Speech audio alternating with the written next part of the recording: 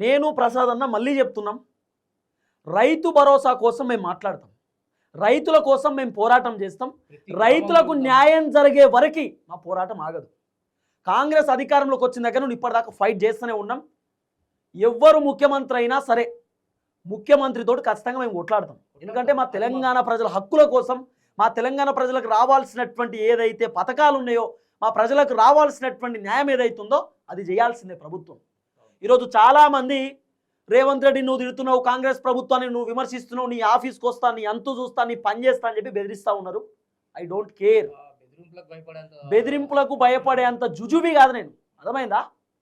బెదిరింపులకు భయపడే అంత లేదు మన దగ్గర. ఏం మనకు కింద లేదు, మీద లేదు, వెనక లేదు, ముందు లేదు అన్నట్టు మన కథ, అర్థమైందా? మా నాయనకు చాలామంది ఫోన్ చేసి నీ కొడుకుని కంట్రోల్లో పెట్టుకో, లేకపోతే నీ కొడుకు పని చేస్తాం, నీ కొడుకుని చంపేస్తామంటే నాకున్నదే ఒక కొడుకు రా, వాడు చెప్తే ఈనాడు మీరు చేతనైంది చేసుకోండి ఇవన్నీ నేను చెప్తున్నారా అని చెప్పిండు మా అయ్య, అర్థమైందా?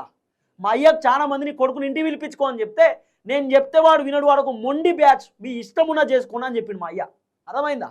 మా అయ్య రోడ్డు మీద పోతుంటే లారీతో గుద్ది చంపేయడానికి కొంతమంది ట్రై చేశారు. మా అయ్య భయపడలే, నేను భయపడా. ఏం చేస్తారు రా, సంపుతారా?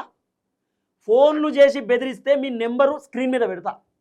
ఫోన్లు చేసి ఎవడన్నా బెదిరించిండా డైరెక్ట్ స్క్రీన్ మీద నెంబర్ పెడతా. మీ తాట తీస్తారు రైతన్నలే మీ పని